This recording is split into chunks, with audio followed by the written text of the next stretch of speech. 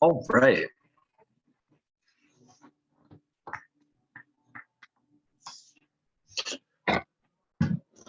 All right. Great seeing everyone. Hope everyone is doing well. You guys can hear me? Excellent. So we are halfway through my wife and my teaching in Korea. We're coming down the home stretch on our attempt to go to the West Coast to have the time change be more manageable. The time change part worked as hoped. The plan of going to Washington State and seeing the beautiful Olympic Peninsula the peninsula is awesome, but the lack of cell service and Wi-Fi has been impressive. We're back in Chapel Hill on Sunday, and I will be back on my home court, home Wi-Fi, home everything. Really looking forward to having all of those tools back. You guys have done a great job making progress on the projects and the writing and and I have John's notebook pulled up that he sent last night to do sort of a quick highlights. The two different projects that each group was thinking about doing is working on a tech manual in the cloud. We actually already have a lot done on that. And Kelsey, did you already do your orienting the groups about that? I did not, because I forgot that this starts at 6 now that I'm back home. But I can do that later in the meeting, or we can do it next. Okay. Whatever works best for the groups. I think like a brief show and tell would be awesome, so that they can see what the content would look like, and we can talk about. There actually are a bunch of things that they may be able to divide up and work on in the coming week, so that the R is not the only thing that we're working on. The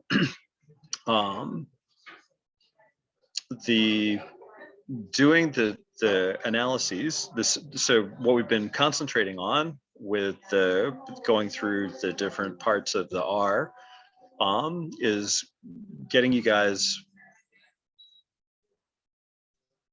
comfortable, maybe be too strong a word, but getting you into splashing around with some analyses to be able to look at, does the scale work as advertised, and where we're going is, does it work the same way for different groups of people?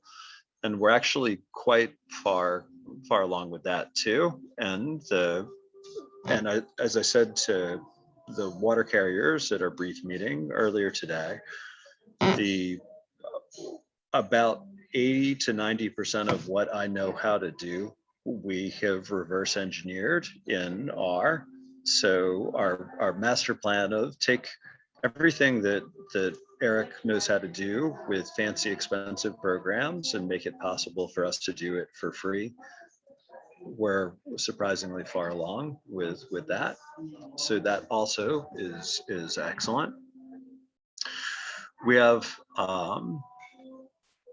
Lillian and Dwani are wrapping up. They're on the back half of their 6-week internship. So this is week 4 for them. And so we've got 2 more whole weeks of them. And then Lillian is continuing in the fall. And we are likely to pick up an additional set of interns in the fall as well. So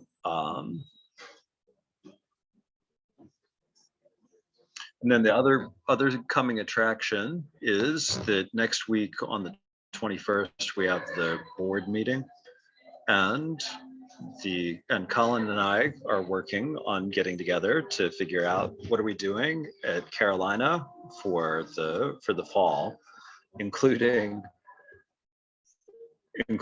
what are we thinking in terms of a speaker series and other events. One of the things that I've been been juggling while I'm here is trying to make sure that we get paid the $9,000 from the previous two speaker series.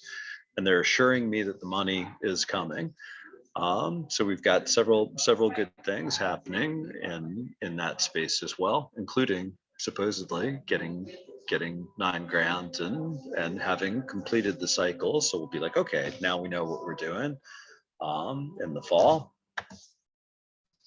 So those are quick updates from me. Water carriers, do you want to do a quick update where each group is on the different projects? Starting with John, because he's like, saw that coming. That was a very confident nod. Yep. So we have talked through the methods. We did some highlights and have an method section going, at least a draft of it. We're probably going to tighten it up over the next week. We also started talking about the manual in the cloud and how we might start making progress towards that in the coming weeks as well. Excellent. Team scared. Yeah, our team has okay, so our team has caught up on the statistical stuff that we need to do. We're kind of working through like getting all the demographic information we need, because we're going to be pivoting our project away from looking at cisgender and transgender populations taking the scared to how different racial groups react to the scared and if it works the same for them all. That's just because we didn't have enough people that identified as transgender or participants who identified as transgender to analyze.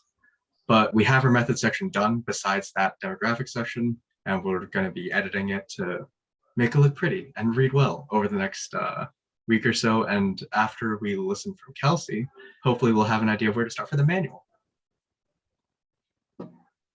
Awesome. Seifa? So our team has hit a little bit of a snag this week. We didn't get a lot done. And since it was only me and Scotty, I decided that it might be a good idea for me to take a look at where we are in terms of the project and send an email out to my team so we can catch up for the next week. But so far we have all of the coding done. We have a portion of the methods paper written, and after Kelsey's little spiel, we'll have a better idea of what direction to go in with the manual. Excellent. And I definitely can relate to things not going as expected. So bring it on home, Kelsey. Will do. So in terms of the manual in the sky, we're making a lot of progress. We are going to work on it more today and tomorrow so we can give you an even more updated version, Eric, before you fly home. I will get that to you by, do you need it tomorrow? Do you need it Saturday? When do you need that by?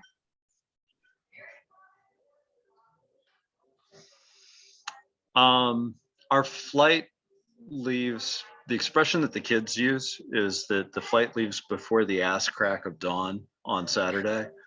I will get it to you. So, so we're checking along with tomorrow, that. Perfect. But we're making a lot of progress. The still thing to figure out is just which files to link in terms of the English version. So either ones on OSF, which is still private, or we could link to the ones on the Trello. And then the other thing is the self-report 10dB, we still don't have the version of, but I could make one, Eric, if you could send me a template of what you used for the rest of them, because I know what the questions are. So that way we could have the PDF for that. And then in terms of our stats paper this week, we're all planning on reading both of the short form papers from this past year, the 2021s, for both the self-report and the parent report, to go through and see like what information's already been published, what else is missing. But our current plan is to make sure that we include the G6, the IRTs, and then the dialers for the full length parent report and self-report, at least. And so we're gonna start on the measures section for that as well. We had to kind of wait for our measures section until we knew what we were doing with our stats paper and which versions of the form we were gonna be using. So that's kind of our update. excellent. And I was saying to Dr. Van Meter, when we talked earlier this week, that this summer feels like a big victory just in terms of making any forward progress. So a whole bunch of the core people that are coming in the fall, not here yet, and wrapping up other things. Another piece of business that I've been trying to do is an astonishing amount of paperwork for the postdoc who is coming. And he just emailed earlier today to say, so the last that I'd heard from him was because of visa delays, he might not get here until November.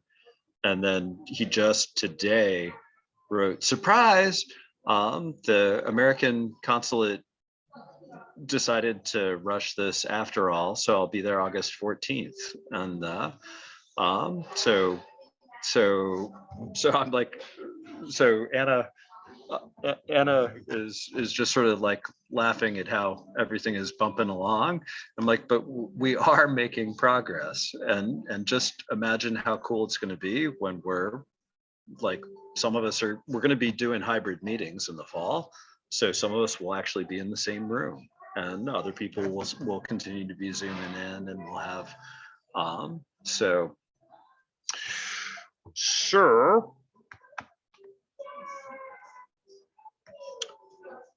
I'm sharing my screen, and Zoom is still working.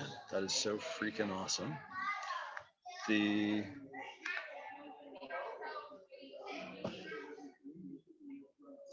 We have John's notebook for the hypomania checklist with output that looks very familiar, looking at the descriptives and the reliability analyses, and he ran it looking at the sunny and the dark scales, and looking at the total score, and figuring out what are the items that load on the factors, and so several different permutations of this. And John, the sentence that I never finished last night, when I couldn't take it anymore with the hiccups,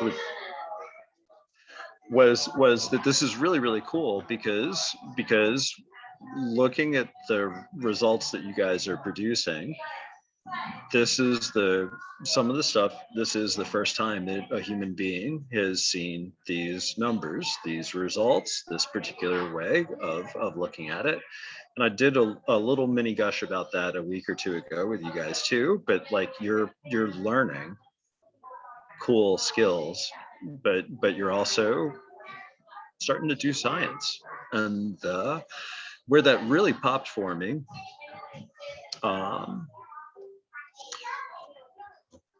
is coming up. But for the manual in the cloud, here are the alphas, here are the G6s, and when we go to the GBI, to the GBI manual in the cloud, you'll see that there is a section about reliability, and then and it's a table, and the table has multiple rows for different studies or different populations or different subscales from the measure.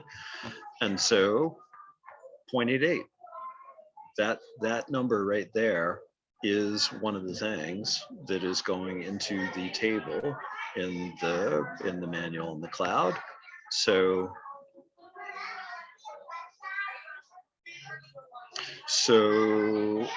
as we keep going, and this is a small thing that I learned last night looking at the notebook. The settings that we have in some of the notebooks are not showing all of the code that was used to run it, which makes for a cleaner looking notebook.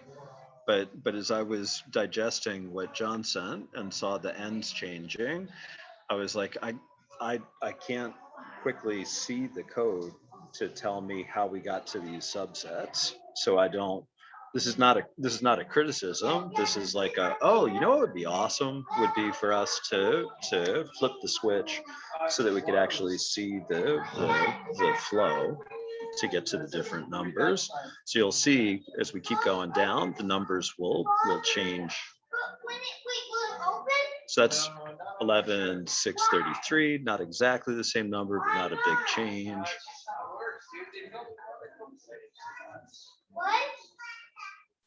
Why? Do I need to page down? What do I need to do? It's a big PDF. Refresh, I think I'd your say. computer's just struggling. Oh, never mind. I just need to be patient. Very zen.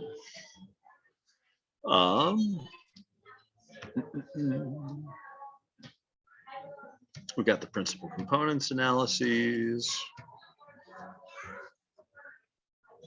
Building a little suspense. I paid $16 for this Wi-Fi.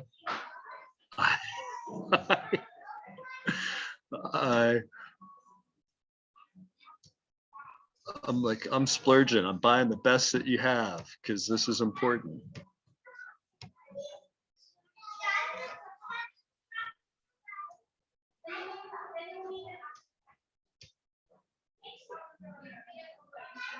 John, do you remember when the IRT plots show up? The RRT plots, I do not. I can find that on my own since I suspect it'll go a little faster. Oh, this is fine. We just had a little hiccup of serendipity. Oh. So as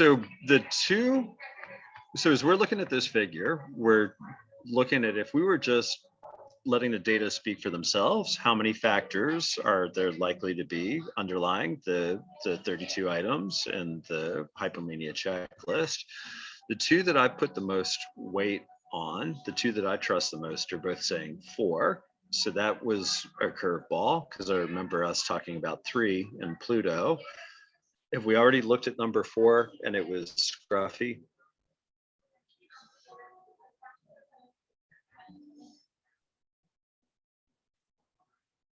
For HCL?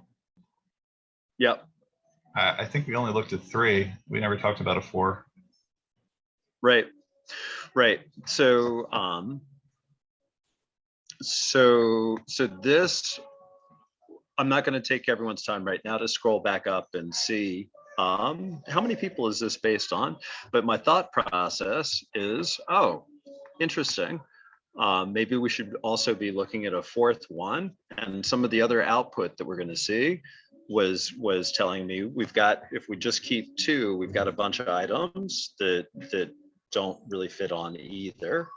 And it's a fair number of items that don't load on either. So we already had talked about Pluto. Maybe there also is Sharon or Chiron, however you want to pronounce it. The something even smaller, but maybe enough to. So that was interesting, and that's one example. So there's several things as I'm thinking about where do we need to go from where we are now to a paper. We've got 20% more of the code to fill in. We're going to have a really cool meeting in the next 2 weeks where we're going to have a whole bunch of things run, and we'll be able to talk about the decision making about the number of factors and the items that we're keeping and things like that. Second thing you guys already alluded to is what's the thing that we're splitting on? Is it gender? Is it race? Is it age? Is it something else? Is it informant? And that's going to change the literature review and the story that you want to tell in the introduction. Any of the topics that you picked, I'll be able to help with. I'm not going to be able to give you everything. We want to check and see is there new stuff, but any of the things that you're faceting on, I'm like, let me dip into my EndNote and we'll be able to cover that quickly. The third thing is you guys are asking very sophisticated questions. John, or what I'm thinking of at this exact moment is John saying, what do we do with the people that check the not doing it for real option? Do we throw them out? Do we make them a new category? What do we do with the missing data? We've got some they have big implications for how many people are we actually reporting. And what I imagine would feel weird to you guys is like, as you're working on the method section and you're like, it should be so easy to say what the N is. I had this many participants. And then you're looking at these things swing wildly if we're throwing out the people that didn't report a gender, or the so oddly, that's cool. I'm like, it's really cool that you guys are seeing it, because that is the way that it is when I'm working on research papers. I'm like, I've got a draft. I know that I need to check all the ends, things like this that are subject to change. It has 2 factors. No, wait, 3 factors. No, wait, 4 factors. I go ahead and put down, here's what I think I'm looking at right now, and highlight it so that I don't forget to go back and check it or change it. But the other part, which is really cool, is because these are cross-cutting issues. What do we do with the people who said, I'm not taking this seriously? That affects 3 out of 4 of the projects. And so what I would love for us to do is have a third of one of these meetings be like, come with a proposal, what you would like to do, sort of Mon's model about what are we doing with this? Come with a proposal, have everybody make a pitch, and then discuss and come back and be like, okay, this is the way that we're leaning. And as a group, we'll be able to write one description. The things that we did in the DBSA screening center had the option of checking, we're not taking this for real, seriously. So do the things in the assessment center. And this is going to do double duty, us discussing together. And I'm really excited about this. The way that it would usually work would be, oh, Eric's the PI, so whatever he decides is what we're doing, and it would come down by fiat. But I'm excited about having this be more participatory, more consensus, and so I'm looking forward to the discussion, and as we hash it out, then that's going to be a paragraph at most in the description of the papers. But it also is going to be on the wiki page for the assessment center, and we may use similar language on the actual assessment center to say, so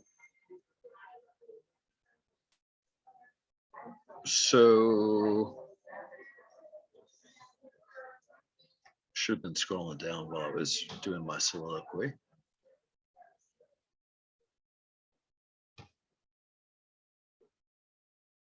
But oh, tantalizing. I'm slightly too far.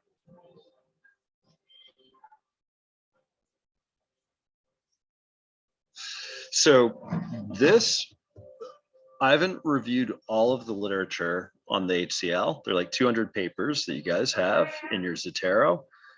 I would be curious if somebody looked at that to see, has anybody already used item response theory on the HCL?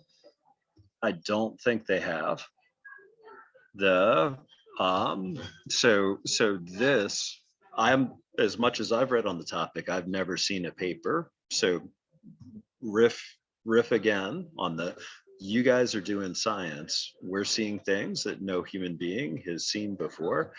This figure, I could be proven wrong, and I would love you guys to do that. Seifa already was like, awkwardly, people already have looked at non-binary gender with the PHQ-9. I didn't know that. It was a paper that just came out a couple months ago. But here, the what you want to see as you're looking at this visualization is a steep curve. What this is saying is if you're low on hypomania, you're going to almost always answer this in no. And if you're high on hypomania, you're going to answer this question yes. And there's a tipping point, which is like flipping a switch, where very rapidly, so low hypomania, no, no, no, no, no, no. And then there's a short space where things are like, well, it could go either way. And right here, right in the middle, you have a 50-50 chance of answering the question yes or no. And IRT uses that as the way of measuring where is the tipping point on the item. Is this an easy item or a hard item? Do you need only a little bit of the trait before you flip to yeses, or do you need wicked high levels of the trait? For mood symptoms, getting irritable on the GBI, what you guys are going to see is asking mom, does your kid get irritable? That's an easy item. The tipping point is going to be pretty low on it. Psychosis is those, if the questions are written well, those are hard. You need a buttload of mood issues before you're like, yeah, and also the voices are telling me to do stuff. And so the irritability items, the tipping point's going to be low. And the psychosis items, the tipping point should be way over to the right-hand side. So these items that are shallow, those are the meh items, because it's like, well, is your hypomania actually is going up? You're like, I don't know, maybe yes, maybe no. And so and that becomes even clearer as we scroll down to the next plot.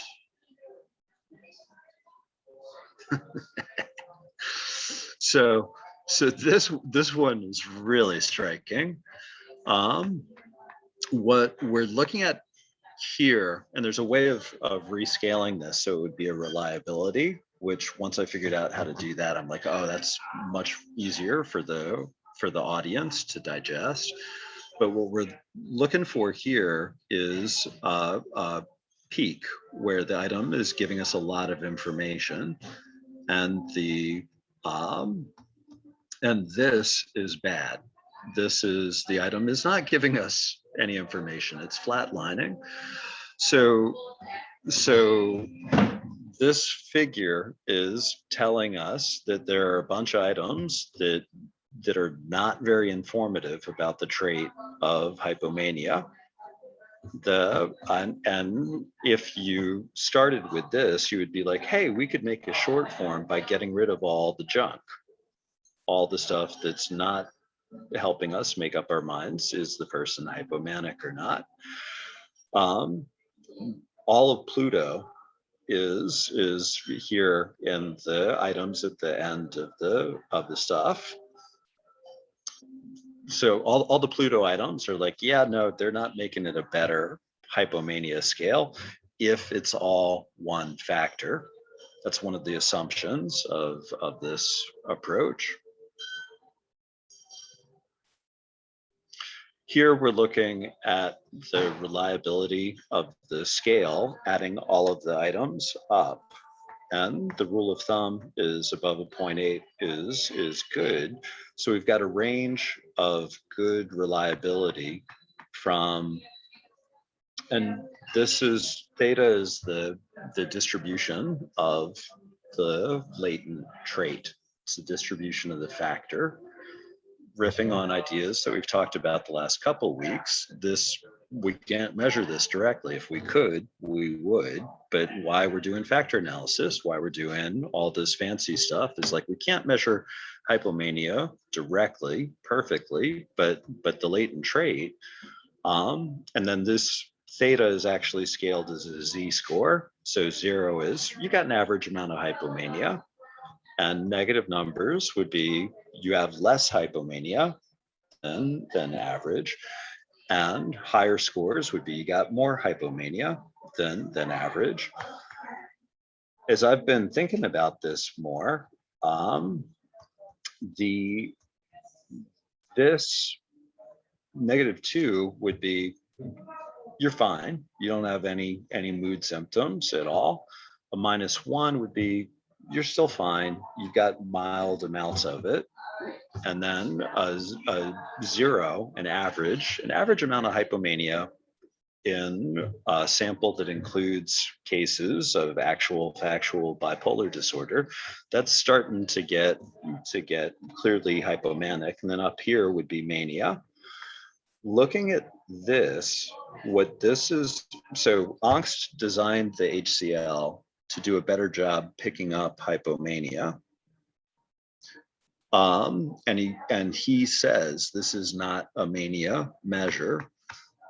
Looking at this, he's designed a scale. Those 31, 32 items are giving a really good sense of where are you between your fine and your hypomanic. And then they're not very good at the you're getting seriously manic. So this to my knowledge, I don't think anybody's ever seen this before. What this implies to me is that this is not going to be a great measure of treatment, because the people that are going to get enrolled in treatment for bipolar often are going to be up here in the manic zone.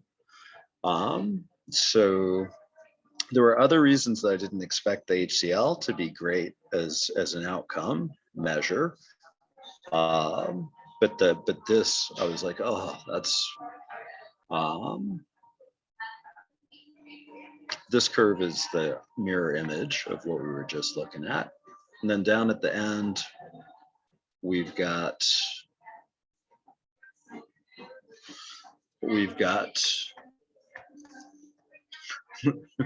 John was funny. He's like, I got a lot of output. I got a lot of numbers. I look forward to learning what it all means.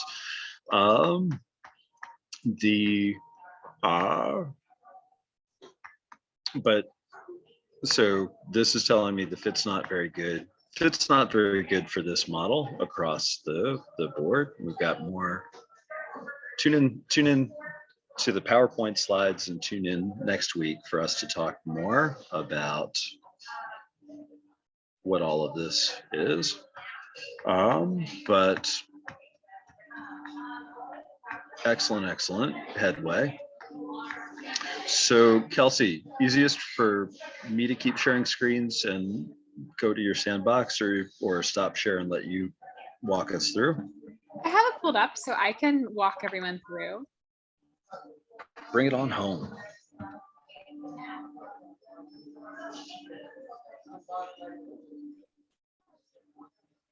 Can y'all see? Yep. Yep, cool. So I sent these other outlines, I think 2 meetings ago. I wasn't here last meeting, so 2 meetings ago, and I can send them in the chat again tonight. So basically this first one was what Eric sent the GBI team initially. So this was kind of the amalgamation that he's talked about before of the Achenbach and what was the other one that you used, Eric? The manuals that you used as the basis. Connors. Yeah.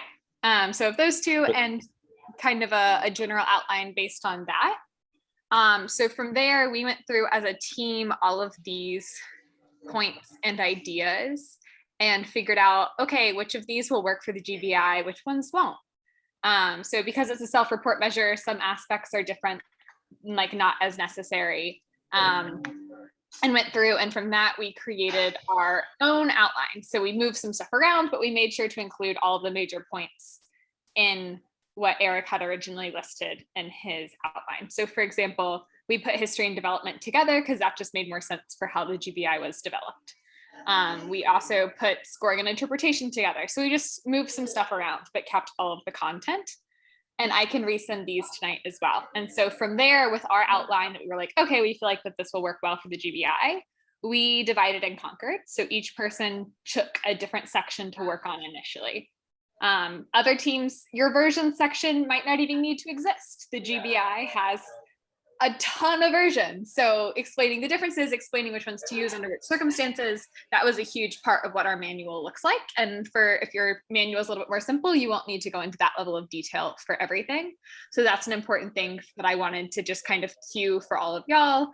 We kind of have an extreme number of paragraphs for each section, because there's kind of a paragraph for each part of, or each version of the measure for each of the sections. So this is my sandbox, which I will send along. The discuss page is really helpful to see what stuff we didn't end up adding or other things that we threw in. So ideas for other things that we can add in the future include like the code or de-identified data or a section on future directions for research, all stuff like that.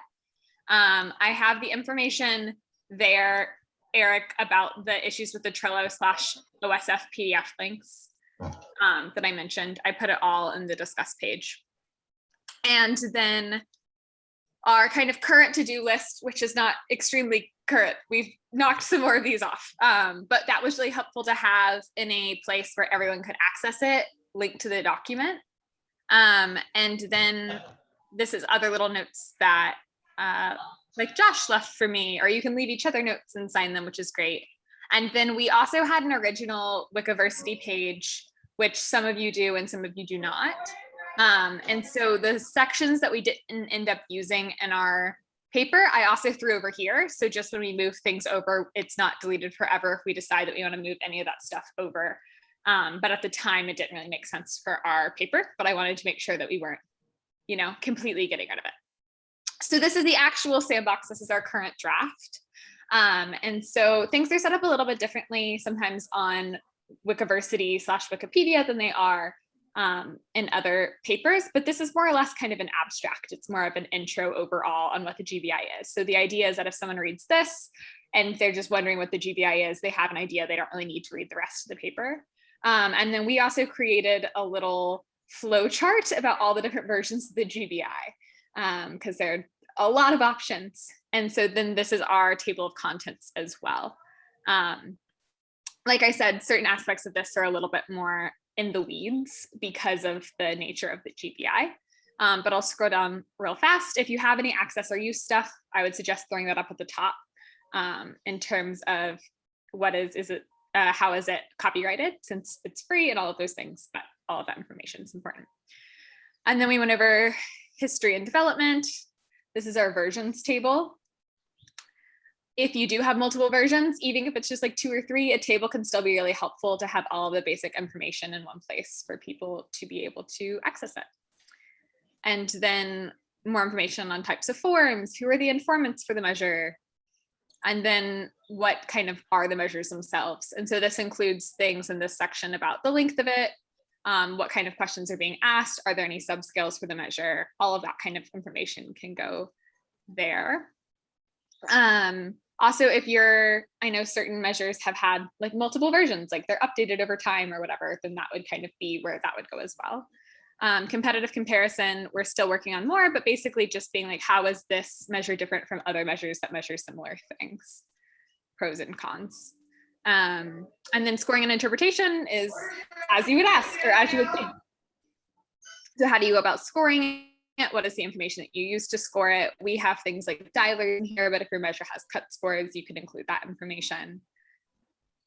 And then reliability and validity. There's more information on which stats should be included in that in the 2 outlines.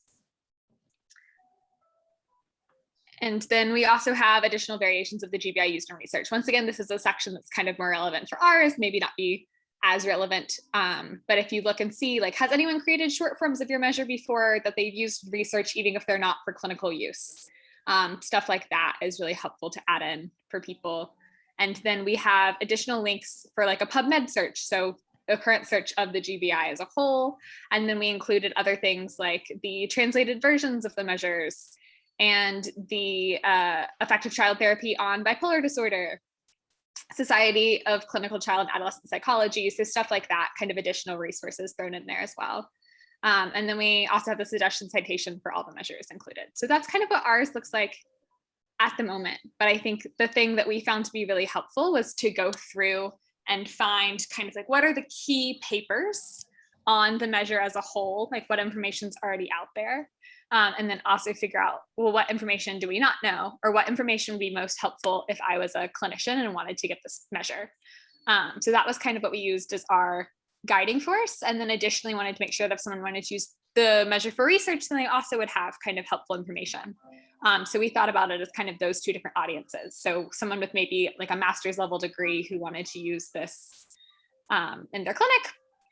And then also if someone wanted to do research and wanted to know more information about the GBI and how it may or may not be helpful, would they also find information there that would help kind of guide them in their use of it. But I will send those links in the chat. Does anyone have any questions? I know it was kind of a quick run through. Can you share screens again? Yes, I can. Nice, thank you.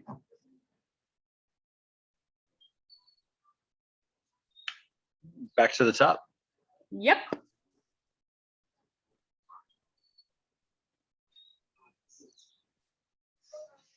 So the opening sentences is something that every group could start. So the SCARED is a 44 item scale for reporting anxiety symptoms. It was originally designed for use with children and adolescents. There is another version that has been developed for self-report in adults. The history and development, when you look at the original paper, it will explain, all of them will be like, we're aware that there are other anxiety scales out there. We're aware that there are other mania scales out there. So in the first paper, they all had to make the case of, we're not idiots. We know there are other ones out there, but we think that there still needs to be something different, and they'll explain why. So the grabbing the why is really, really helpful and key. The what languages is it available in? This is where Seifa, Dwani and Lillian, like everybody armed with Google, can do Google searches and then on the Google Doc add, here are the different languages and the links to the ones that I found. And then when somebody else is bored and wants to Google, they can look at the list, they can do a Google search and like, hey, I found Vietnamese. That wasn't on the list yet. Hey, I found,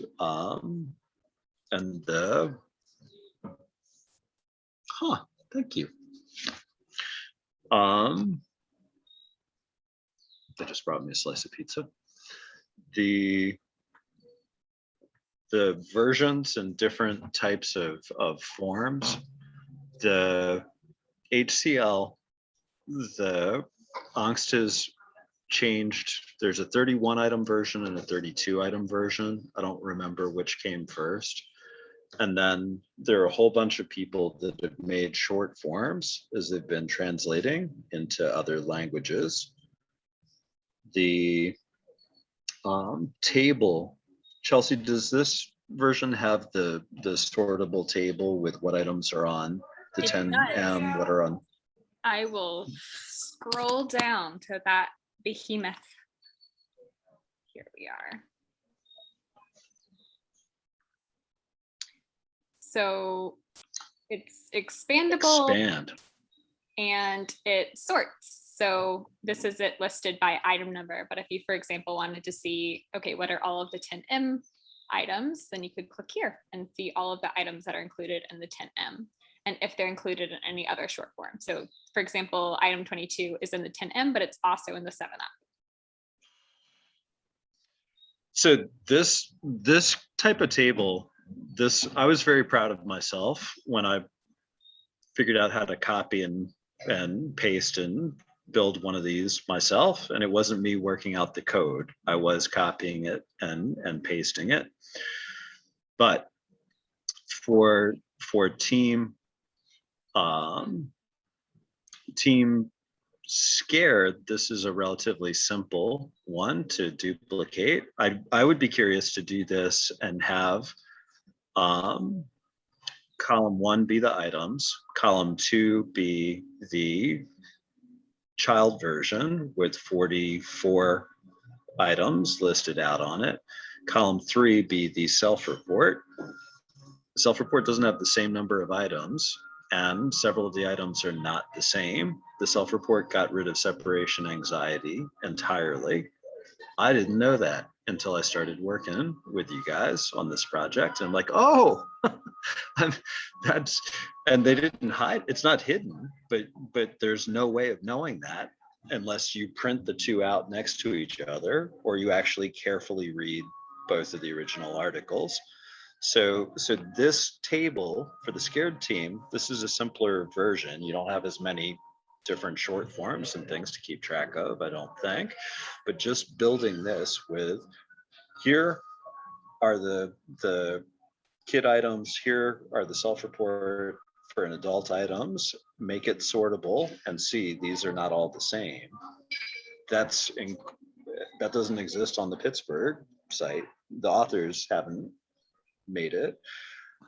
For the HCL group, the same thing, but especially having like the short forms. And I bet the Italian 12-item short form is not the same items as the Chinese 12-item short form. And so that also will be incredibly useful to start filling in.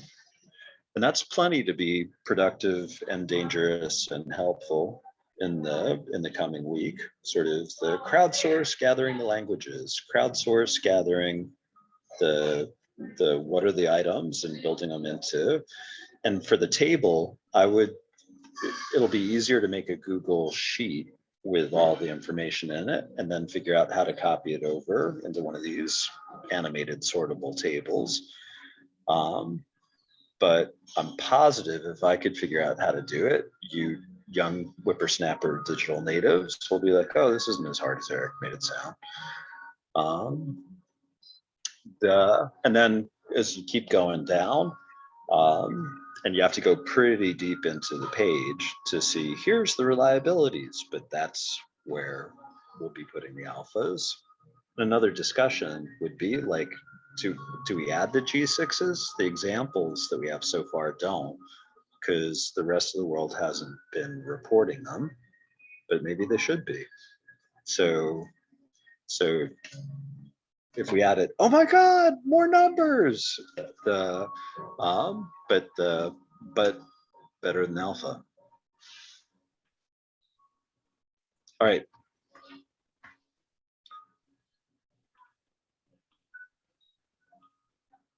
People feel like they have a sense of things that they could be working on in the coming week.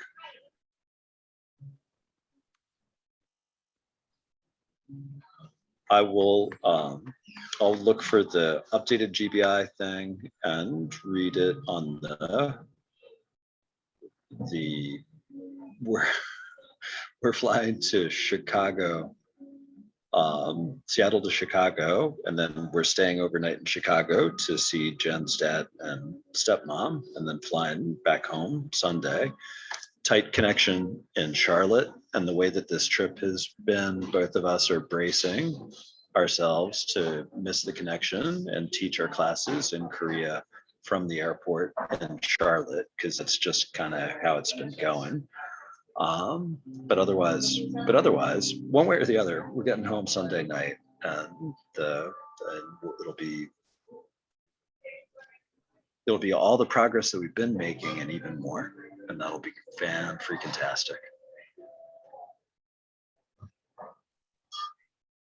Is Kelsey making us all call her Master Kelsey now that she's got her master's?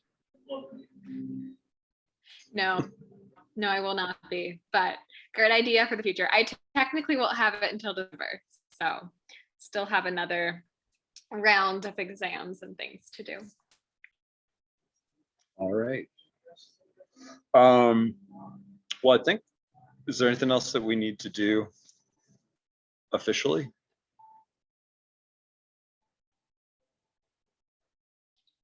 The only thing I can think of is sign off. So long distance fist bump all around. And Woo. we are officially adjourned, and Kelsey can do a little dance to jig us on out of here.